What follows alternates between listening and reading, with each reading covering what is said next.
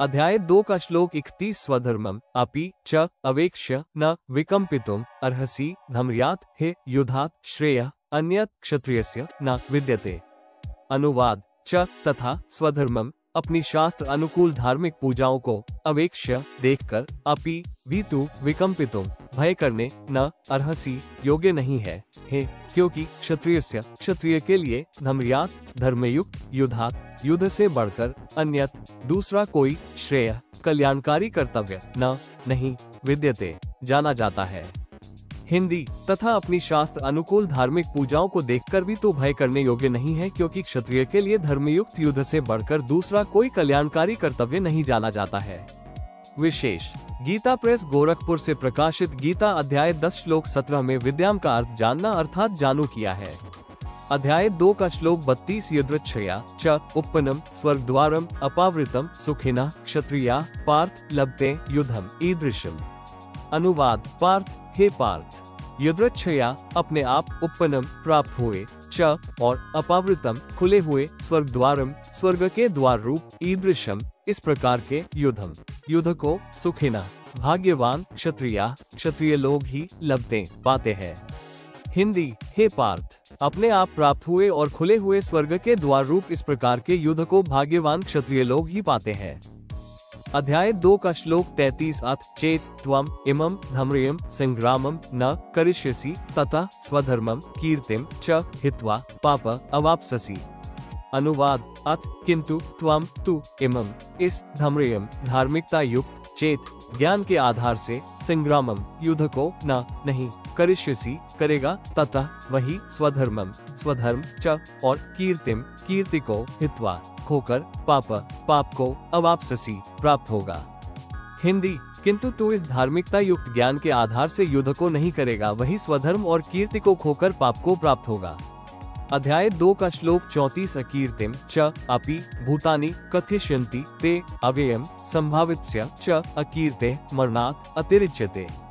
अनुवाद च तथा भूतानि सब लोग ते तेरी अव्ययम बहुत काल तक रहने वाली अकीर्तिम अपकीर्ति का अपि भी कथयिष्यन्ति कथन करेंगे च और संभावितस्य माननीय पुरुष के लिए अकीर्ते अपकीर्ति मरणात् मरण से भी अतिरिच्यते बढ़कर है। हिंदी तथा सब लोग तेरी बहुत काल तक रहने वाली अपकीर्ति का भी कथन करेंगे और माननीय पुरुष के लिए अपकीर्ति मरण से भी बढ़कर है। अध्याय 2 का श्लोक 35 भयात रणात् उपरतम मनसीयन्ते त्वा महार्था येषा च त्वम बहुमतः भूत्वा याससि लाघवम। अनुवाद च और येषा जिनकी दृष्टि में त्वम तू पहले बहुमतः बहुत सम्मानित भूतवा होकर अब लाघवम लघुता को याससी प्राप्त होगा वे महार्था महारथी लोग त्वा तुझे भयात भय के कारण रणात युद्ध से उपरतम हटा हुआ मनसीयन्ते मानेंगे। हिंदी और जिनकी दृष्टि में तू पहले बहुत सम्मानित होकर अब लघुता को प्राप्त होगा वे महारथी लोग तुझे भय के कारण युद्ध से हटा हुआ मानेंगे। अध्याय 2 का श्लोक 36 अवाच्यवादा च बहून वदिष्यन्ति तव अहिता निंदन्त तव सामत्र्यम ततः दुःखत्रम नु किम। अनुवाद तव तेरे अहिता वैरी लोग तव तेरे सामत्र्यम सामत्र्य की निंदन्त निंदा करते हुए तुझे बहुन बहुत से अवाच्यवादा न कहने योग्य वचन च भी वदिष्यन्ति कहेंगे ततः उससे दुःखत्रम अधिक दुख नु और किम क्या होगा। हिंदी तेरे वैरी लोग तेरे सामर्थ्य की निंदा करते हुए तुझे बहुत से न कहने योग्य वचन भी कहेंगे, उससे अधिक दुख और क्या होगा। अध्याय 2 का श्लोक 37 हतः वा प्राप्स्यसि स्वर्गम जित्वा वा भोष्यसे महिम तस्मात् उत्तिष्ठ कौन्तेय युद्धाय कृतनिश्चय।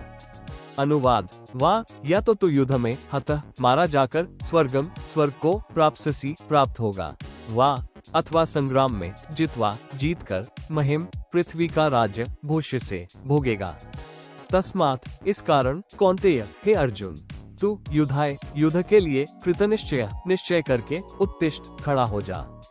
हिंदी या तो तू युद्ध में मारा जाकर स्वर्ग को प्राप्त होगा अथवा संग्राम में जीतकर पृथ्वी का राज्य भोगेगा। इस कारण हे अर्जुन तू युद्ध के लिए निश्चय करके खड़ा हो जा। अध्याय 2 का श्लोक 38 सुख दुखे समे कृत्वा लाभालाभो जयाजयो ततः युद्धाय युज्यस्व न एवं पाप अवाप्स्यसि। अनुवाद जयाजयो जय पराजय लाभालाभो लाभ हानि और सुख दुखे सुख दुख को समय समान कृत्वा समझकर तथा उसके बाद युद्धाय युद्ध के लिए युज्यस तैयार हो जा एवं इस प्रकार पाप को न नहीं अवापसी प्राप्त होगा। हिंदी जय पराजय लाभ हानि और सुख दुख को समान समझकर उसके बाद युद्ध के लिए तैयार हो जा, इस प्रकार पाप को नहीं प्राप्त होगा। अध्याय 2 का श्लोक 39 अश ते अभिहिता सार्ख्ये बुद्धे योगे तु इमाम शृणु बुद्धया युक्त यया पार्थ कर्मबंधम प्रहास्यसि।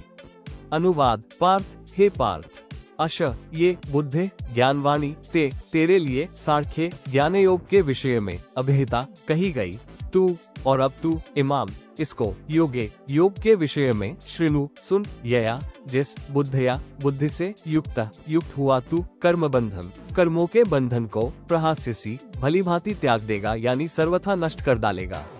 गीता अध्याय 6 श्लोक 46 में कहा है कि ज्ञान योगियों और कर्मयोगियों से तत्वदर्शी संत अर्थात योगी श्रेष्ठ है। इसी गीता अध्याय 5 श्लोक 2 में शास्त्र विरुद्ध ज्ञान योगी अर्थात सन्यासी तथा कर्मयोगी दोनों को ही अश्रेष्ठ कहा है।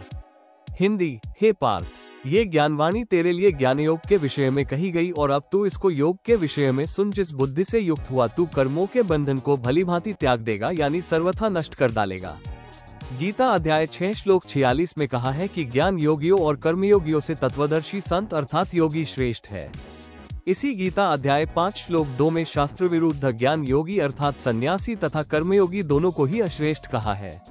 अध्याय 2 का श्लोक 40 न एह अभिक्रम नाश अस्ति प्रत्यवाय न विद्यते स्वल्प अपि अस्य धर्मस्य त्रयते महतः भयात्। अनुवाद इस युग में अभिक्रम नाश आरंभ का अर्थात बीच का नाश न नहीं अस्ति है और प्रत्यवाय उल्टा फल रूप दोष भी न नहीं विद्यते जानते बल्कि अस्य इस योग रूप धर्मस्य धर्म का स्वल्प थोड़ा सा भक्ति धन अपि भी महतः महान भयात भय से त्रयते रक्षा कर लेता है। हिंदी इस युग में आरंभ का अर्थात बीज का नाश नहीं है और उल्टा फल रूप दोष भी नहीं जानते बल्कि इस योग रूप धर्म का थोड़ा सा भक्ति धन भी महान भय से रक्षा कर लेता है। अध्याय 2 का श्लोक 41 व्यवसायात्मिका बुद्धे एका एह कुरुनंदन बहुशाखा हे अनंता च बुद्धय अव्यवसायिनम 41।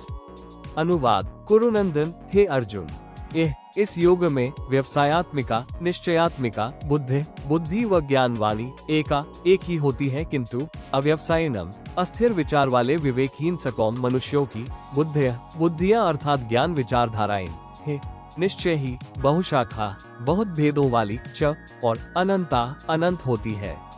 41 हिंदी हे अर्जुन, इस योग में निश्चयात्मिका बुद्धि व ज्ञान वाणी एक ही होती है किंतु अस्थिर विचार वाले विवेकहीन सकौम मनुष्यों की बुद्धियां अर्थात ज्ञान विचारधाराएं निश्चय ही बहुत भेदों वाली और अनंत होती है।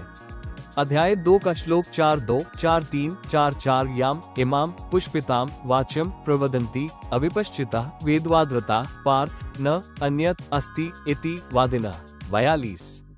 कामात्मानः स्वर्गपारः जन्म कर्म फल प्रदाम क्रिया विशेष बहुलाम भोगैश्वर्य गतिम प्रति 43।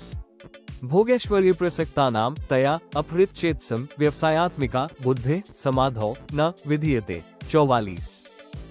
अनुवाद पार्थ हे अर्जुन, कामात्मानः जो भोगों में तन्मय हो रहे हैं, वेदवाद्रता वेद वाक्यों में ही प्रीति रखते हैं, स्वर्गपारः जिनकी बुद्धि में स्वर्ग ही परम प्राप्य वस्तु है, अन्यत दूसरी न नहीं अस्ति है इति ऐसा वादिना कहने वाले हैं, अविपश्चिता वे अविवेकी जन इमाम इस प्रकार की याम जिस पुष्पिताम पुष्पित यानी दिखाव शोभायुक्त वाच्यम वाणी को प्रवदंती कहा करते हैं, जन्म कर्म फल प्रदाम जन्म रूप कर्म फल देने वाली भोगैश्वर्य गतिम प्रति भोग तथा ऐश्वर्य की प्राप्ति के लिए क्रिया विशेष बहुलाम बहुत सी क्रियाओं को वर्णन करने वाली है, तया उस वाणी द्वारा अपहृत चेतसम जिनका चित्त हर लिया गया है, भोगैश्वर्य प्रसक्ता नाम जो भोग और ऐश्वर्य में अत्यंत आसक्त है, उन पुरुषों की समाधौ परमात्मा के चिंतन में व्यवसायात्मिका निश्चयात्मिका बुद्धि न नहीं विधीयते जान पड़ती।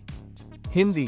हे अर्जुन, जो भोगों में तन्मय हो रहे हैं, वेद वाक्यों में ही प्रीति रखते हैं, जिनकी बुद्धि में स्वर्ग ही परम प्राप्य वस्तु है, दूसरी नहीं है, ऐसा कहने वाले हैं वे अविवेकी जन इस प्रकार की जिस पुष्पित यानी दिखाव शोभायुक्त वाणी को कहा करते हैं, जन्मरूप कर्मफल देने वाली भोग तथा ऐश्वर्य की प्राप्ति के लिए बहुत सी क्रियाओं को वर्णन करने वाली है।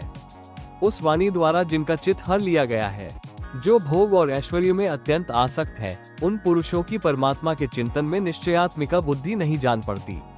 अध्याय 2 का श्लोक 45। त्रौगुण्य विषया वेदा निस्त्रोगुण्या भव अर्जुन निद्रवन्द्व नित्य सत्वस्थ निर्योग क्षेमा आत्मवान। अनुवाद। अर्जुन, हे अर्जुन, त्रौगुण्य विषया तीनों गुणों अर्थात रजगुण ब्रह्मा, सद्गुण विष्णु, तमगुण शिव के भोगों के वेदा ज्ञान से, निस्त्रोगुण्य तीनों गुणों से ऊपर उठकर, निद्रवन्द्व हर्ष शोकादि द्वंद्वों से रहित, नित्य सत्वस्थ नित्य वस्तु सत्य पुरुष अर्थात पूर्ण परमात्मा में स्थित, निर्योग क्षेमा योग क्षेम को अर्थात भक्ति के प्रतिफल में संसारिक सुख न चाहने वाला, आत्मवान आत्मविश्वासी भाव हो।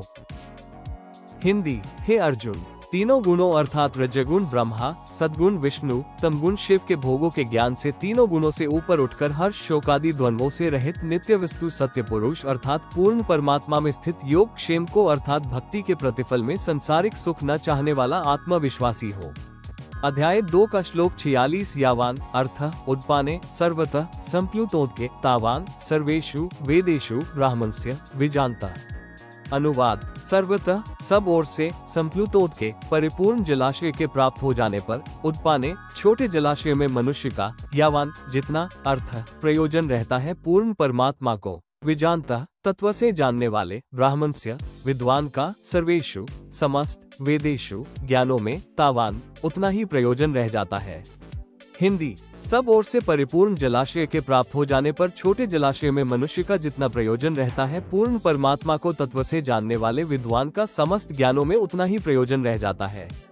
भावार्थ। जिस प्रकार बहुत बड़े जलाशय जिसका जल 10 वर्ष वर्षा न होने पर भी समाप्त न हो के प्राप्त हो जाने के पश्चात, छोटे जलाशय जिसका जल 1 वर्षा न होने पर समाप्त हो जाए में जैसी श्रद्धा रह जाती है, छोटा जलाशय बुरा नहीं लगता परंतु उसकी क्षमता का ज्ञान हो जाता है, इसी प्रकार तत्व ज्ञान की प्राप्ति पर अन्य ज्ञानों, चारों वेदों, 18 पुराणों व गीता जी आदि में ऐसी श्रद्धा रह जाती है क्योंकि उनमें पर्याप्त ज्ञान नहीं है। इसी प्रकार तत्व ज्ञान के आधार से पूर्ण परमात्मा के गुणों का ज्ञान हो जाने पर अन्य परमात्माओं, पर ब्रह्म तथा श्री ब्रह्मा, श्री विष्णु तथा श्री शिव व दुर्गा में ऐसी ही श्रद्धा रह जाती है। ये अन्य देवता बुरे नहीं लगते परंतु इनसे मिलने वाला लाभ पर्याप्त नहीं है। अध्याय 2 का श्लोक 47। कर्मणि एव अधिकारा ते मा फलेषु कदाचन मा कर्मफल हेतु भू मा ते संगः अस्तु अकर्मणि। अनुवाद। ते तेरा कर्मणि कर्म करने में, एव ही अधिकारा अधिकार है उसके, फलेषु फलों में, कदाचन कभी, मा नहीं, इसलिए तू कर्म फल हेतु कर्मों के फल का हेतु, माँ भू मत हो, तथा ते तेरी अकर्मणि कर्म न करने में भी, संग आसक्ति, माँ न अस्तु हो। हिंदी। तेरा कर्म करने में ही अधिकार है उसके फलों में कभी नहीं, इसलिए तू कर्मों के फल का हेतु मत हो तथा तेरी कर्म न करने में भी आसक्ति न हो।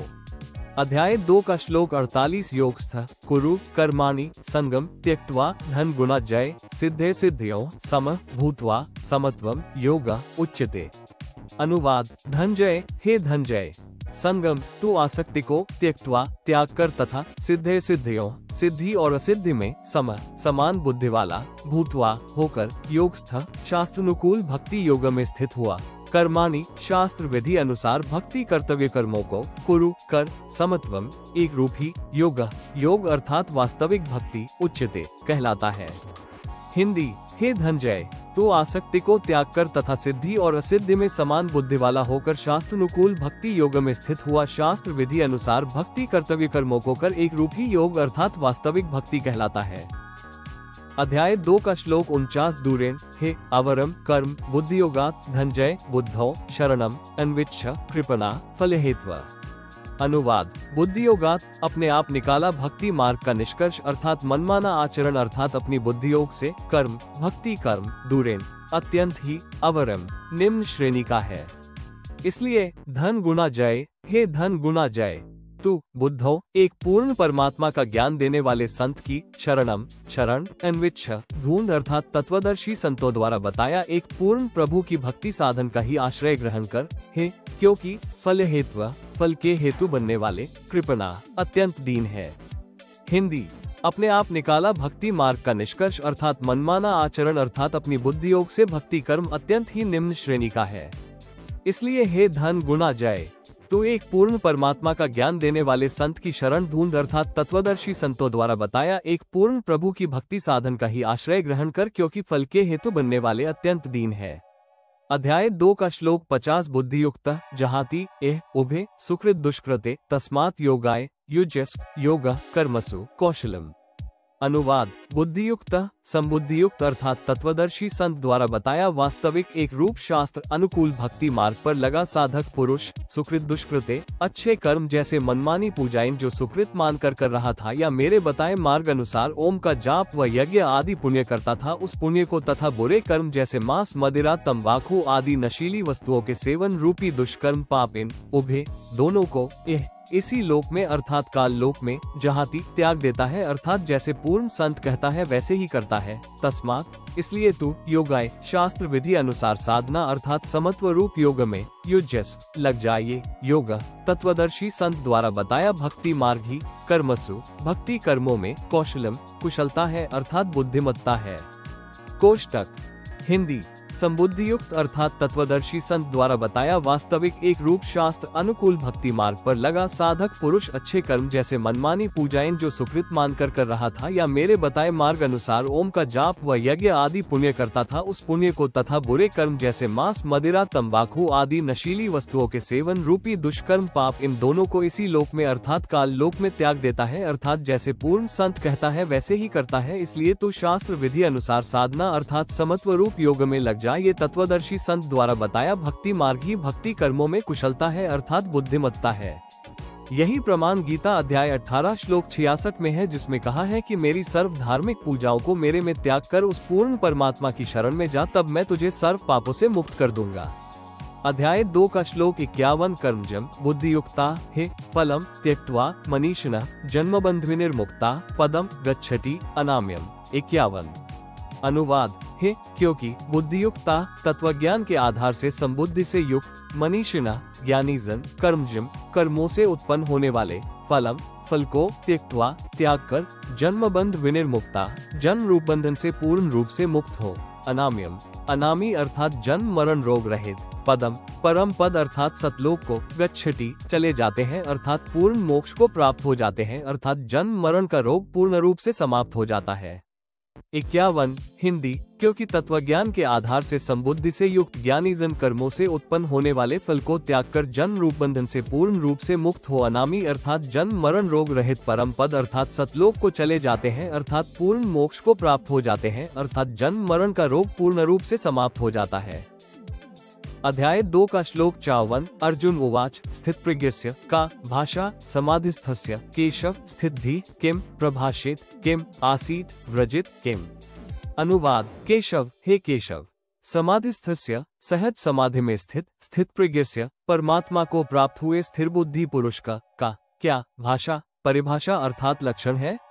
वह स्थिर बुद्धि पुरुष किम कैसे प्रभाषित बोलता है, किम कैसे आसीत बैठता है और किम कैसे व्रजित चलता है। हिंदी हे केशव सहज समाधि में स्थित परमात्मा को प्राप्त हुए स्थिर बुद्धि पुरुष का क्या परिभाषा अर्थात लक्षण है। वो स्थिर बुद्धि पुरुष कैसे बोलता है, कैसे बैठता है और कैसे चलता है।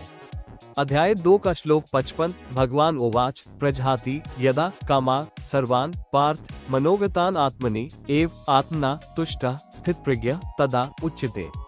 अनुवाद पार्थ हे अर्जुन यदा जिस काल में ये पुरुष मनोगतान मन में स्थित सर्वान संपूर्ण कामनाओं को प्रजहाति भली भांति त्याग देता है और आत्मा से अर्थात समर्पण भाव से आत्मनि आत्मा के साथ अभेद रूप में रहने वाले परमात्मा में एव ही तुष्ट संतुष्ट रहता है तदा उस काल में वह स्थित प्रज्ञ अर्थात स्थायी बुद्धि वाला उच्यते कहा जाता है अर्थात फिर वह विचलित नहीं होता, केवल तत्वदर्शी संत के तत्व ज्ञान पर पूर्ण रूप से आधारित रहता है।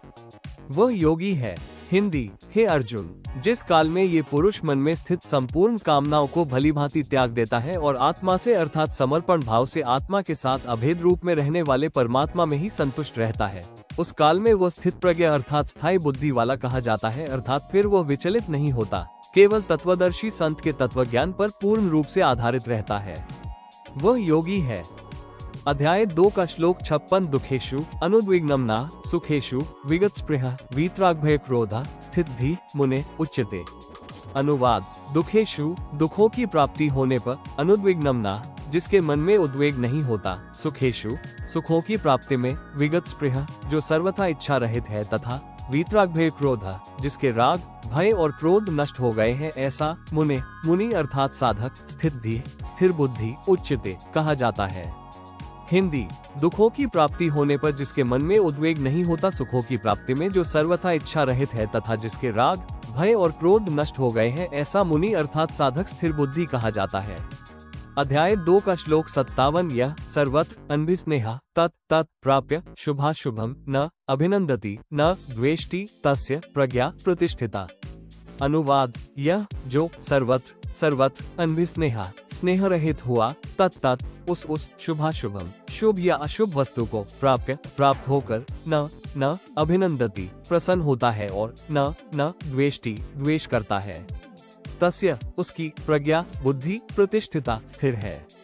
हिंदी। जो सर्वत्र स्नेह रहित हुआ, उस शुभ या अशुभ वस्तु को प्राप्त होकर न प्रसन्न होता है और न द्वेष करता है, उसकी बुद्धि स्थिर है। अध्याय 2 का श्लोक 58। यदा संहर्ते च अयम कूर्म अंगानि एव सर्वशः इंद्रियाणि इंद्रियार्थेभ्यः तस्य प्रज्ञा प्रतिष्ठिता।